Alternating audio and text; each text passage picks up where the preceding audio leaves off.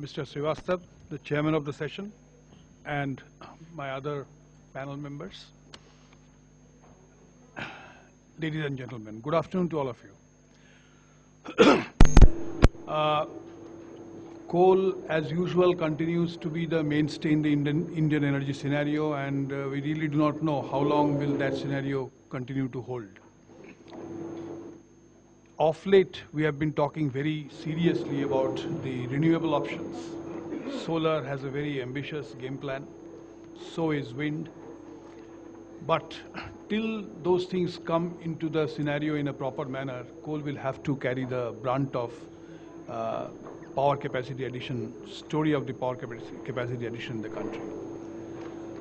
The new government has embarked upon a plan of power for all 24/7 by 2020. That's the formal plan they have announced. If we look at what it means, today we are supplying, our consumption is about 940 units per capita. And at that level, we don't meet the requirement at all of 35% of Indians. They don't have access to electricity. And for the rest, who have access, it is not 24/7, it's far short of that. So if we have to achieve both 24/7 and to all Indians, this 940 needs to go up to 1800. That is the rough estimate. The coal consumption, if coal has to bear the share of this increase in equal proportion to every other sector, assuming that every other sector also does its bit in similar manner, then the coal consumption, which is today at about 800 million tons, 550 is the domestic production, and about 180 million tons is the import, which is equivalent to 250 million tons of domestic production. So it's about 800 million tons of domestic coal. That has to move it to 1,500 million tons. So that's the real task before the coal sector if power for all 24/7 by 2020 has to succeed. Now, from 550 to 1,500, so that's a big order, big sort of a tall order, and at that level, of course, one good thing that has happened is that today's dependence on import, which is over 180 million tons, and that's the third largest drain on the foreign currency exchequer, will not be required to import coal, will be self-sufficient in coal. And I think there is no reason why India should not be self-sufficient in coal because there is no lack of resources. When you look at resources, it is 300 billion tons. So that should be able to meet the country's requirement for quite some time to come. But going from 550 to 1,500 and how it will happen and where it will happen, that is the subject matter what I would like to reflect today. The most important player in coal sector continues to be Coal India Limited, which is likely to end up the current year by producing about 500 million tons. It has been handed down sort of a very ambitious target of 1 million tons. But the question is that till a detailed action plan, which is credible and which is actually backed by proper due diligence, evolves, we really can't say where it will go. Whether it will be 1 billion ton or it will be 1.1 billion ton or 0.9 or 0.8, we really do not know. But I guess there are a lot of movements in trying to make the clearances or the outside external environment much more conducive to coal mining by making the MOEF grant licenses or grant clearances faster, by having a coordination with the state governments for easier acquisition of land and these kind of things. With all that going forward smoothly, I think a 10% kind of a growth rate may not be impossible. I mean, that's the max that I think that can happen. So at 10% growth rate in 5 years' time, Coal India should be at about 800 million tons. Now comes the private sector. The first is the captive end-user sector, where the auctions have started, and we have seen yesterday's results. I was just sharing with Mr. Srivastava, the chairman, that to me it looks to be quite scary, because I don't really know whether that kind of auctions, the highest bid offers, leaves any money for doing mining, because the entire resources that will flow out to the government by way of royalty is going to be incredibly high. The block that has gone to the power sector, There, the royalty, the highest bid royalty, is in the form of a royalty because all goes to the state government, is about close to 40% of the coal price, and state in any case gets 14% as a normal royalty. So 54% money goes to the state government by way of royalty. After that, does it leave money to the miner to pay for wages, fair wages? Does it leave money to the miner to meet the expectations of the people around? Because if we leave it to the state government to meet the expectations of the people around from this money, I think we are completely, I mean, as far as the past trends are concerned, that is completely not done. Because money going to the state government doesn't flow back for development of the mining sector. It hasn't happened so far, and I seriously doubt whether it will ever happen. So that's a part of the state's exchequer, fiscal balance, and things like that. So who will actually meet those expectations? You have to acquire land, you have to meet the quality of life expectations from the land houses, the project affected people. I mean, who will be required to do that? It is the same miner. Does he have money for that? That's the question. As far as the wages of workers are concerned, let me share with you, while Coal India wages that is National Coal Wage Agreement, that is a very systematically done kind of a thing, that is several times more than what the miners in the private sector get paid. The miners in the private sector still get paid something like the minimum wages of the concerned state. And the state minimum wages are not created for mining sector. It is the general wages. I mean, somebody like a tea server in an office and the miner gets the same salary. So that is creating a lot of heartburn. It's creating a lot of problems.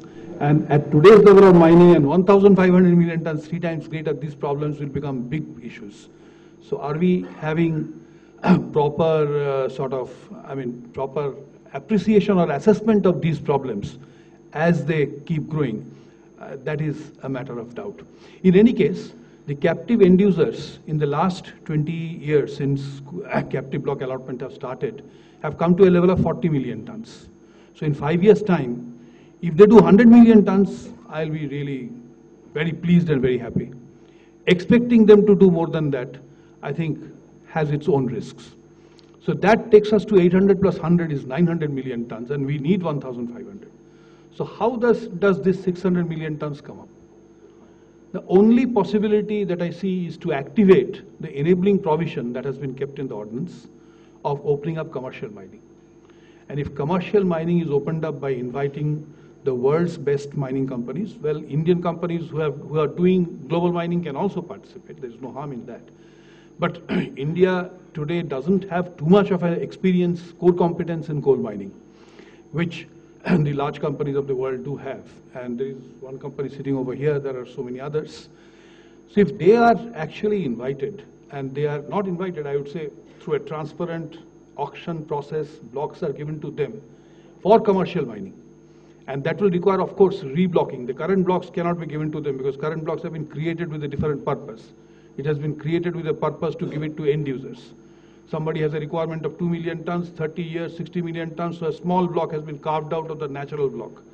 So all that we need to do is to reblock all that, create blocks of 1 billion ton or around that number, and then offer those kind of blocks on an auction process to the world's large coal mining companies, including companies like Adani's, GVK, who are doing coal mining who are rather gearing up to do coal mining in advanced countries. What will then happen is we'll get the best practices in coal mining and environmental management. And I'm quite sure if this happens, even without anybody interfering, all these auction process will get some semblance of reason, some rationality. I mean, commercial mining guys will not bid like this. They will not allow a situation where entire margins are taken away. There has to be certain riders, like South Africa did this kind of a thing. I mean, they allowed all kinds of companies to do commercial mining. They have faced a major problem that their local NTPC, I mean the ESCOM of South Africa, which is our NTPC, doesn't get coal. I mean, they don't have access to coal. Coal is all exported out. So that kind of a restriction may have to be kept.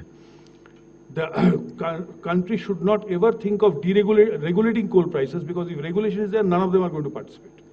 The one good thing that the country has done is to deregulate coal prices way back in 2000, and that deregulation should continue.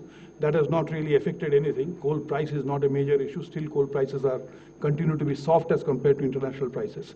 So the same deregulation should continue. coal should be offered not for exports. That is the only rider that has to be there, because the domestic demand being so big. And maybe another sub-rider is 90% of the coal produced should go to the power sector. That kind of a rider may have to come. But with that, if the opening up takes place, that is the only way then we can meet this kind of a gap. If the 10 large companies can come up to a level of 50, 60 million tons in 5-6 years' time. That should not be too big a problem. Then we have left with a large number of unblocked coal reserves which are not fully proven. So there has to be exploration followed by allocation through auctions.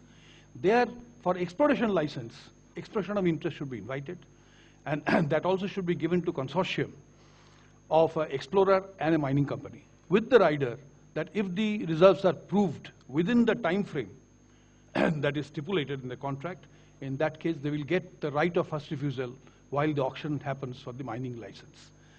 With this kind of a proposition, I think if that is done from, say, the process starts in 1 year from now, it should be possible to complete the allocation of those reserves by another 1 year, say in 2 years' time from now. And then 2 years to leave for exploitation to complete. Then award the blocks to big players. Those will all come into production in the 6th or the 7th year from now. So unless the country follows a properly planned roadmap in this direction, there is going to be a very serious problem, and we will not be able to just allocating or auctioning is a good step. Certainly, it's a step in the right direction. The whole problem of, the illegitimacy of the coal blocks allotted earlier has been taken care of. That's a great thing that has been done. But the subsequent actions, unless if those are well thought of and done in proper manner, we will land up into serious problems, maybe not immediately visible. 3 years, 4 years down the line, there will be serious problems. And the whole program of electricity for all will fail, because that is centrally dependent on coal at this point in time. Now coming to Coal India's 800 million tons, while I did say that 10% growth should be possible, but there are major issues there again. One major issue there is the management bandwidth. The company has not been recruiting people for a 20-year period from 1988 to 2008. So the people who have started coming in, they are all assistant managers kind of level. They are very good, excellent. 25% of the officers' force is now in that category, who are fresh graduates or graduates in the last 5-6 years. They are good, they are great. But the people to whom they report, 20 years back, they used to be something like their brothers, elder brothers. Now they are like their fathers. It's a generation gap. So Coal India will have to take very fast action in empowering them to take leadership roles. They have a great future in the company because the entire upper strata is going to be vacant, so they can expect to become general managers in 15 years and directors in 20 years. But then they have to be empowered, they have to be given all the wherewithals, they have to be, cultivated. That requires again a mindset change in the top management of the company. See, so, and I'm really very pleased to tell you that I have just visited one company where they have taken this action. They have taken the action, they call them GenNext, and that GenNext has been advised to create vision plan for the respective areas where they are posted. I sat through the entire range of presentations in that company. I don't want to name any company, but that is what it is. So the management is sensitized about this issue. They are trying to take steps. They are trying to move in the right direction. But that this is the problem has to be appreciated, understood by the government. And in any case, being a government company, it will require all kinds of patronage and support of the government. So these are broadly, I thought, the issues. And the one last issue that I'd like to mention is, in all this, we only talk about million tons of coal. We don't talk about coal quality. So that is one issue that needs to be really focused on. A large focus on washeries, which has not happened so far, must happen. Must happen. We should be washing our coal so that our coal and coal of international quality, imported coal, should be of similar quality. That also will make the case for some sort of a price convergence between domestic coal and international coal reasonable, and it will be helping the power sector to generate power in the better kind of technologies that they adopt today, with lesser fines and things like that. So I think coal quality should be an issue, and for that I would not only say that it is Coal India which is responsible, I would say that the power sector has not yet demanded strongly that washed coal be supplied. Unless the consumer demands, the producer doesn't do anything. So the consumer should demand and the producer should do it. This is one area. The last point that I would like to mention is the underground coal mining. This is one area which has been left completely blank. This is one activity where we are doing less than what we are doing 40 years back. 40 years back, India was producing 75 million tons from underground coal. Today it is 40. So we have actually declined in that segment. And 8% of the production, only meager 8% comes from underground coal. Whereas, if you look at the resources that occur at depths of more than 300 meters, which can be accessed only by underground, is 25%. So unless we remove this disbalance in a limited frame of time, and that requires a lot of mechanization. So mechanized underground mining has to come, largely the continuous miners, because the geomining resources here is not amenable to large-scale longwall machines. It's mostly continuous miners is the kind of technology that is more suitable. And a lot of continuous miner blocks areas have been identified. They have to be inducted and produced. One major thing that is required is India needs to have, if this is recognized and action is taken in the right direction for underground mining, mechanized underground mining, India must have a producer of underground mining equipment. Unfortunately, we don't have any, whereas China has so many. And so if we have to move in this direction, I think action in all these areas will have to be taken at the policy level, at the company's level, and at every level. I think thank you so much. I'll expect some questions.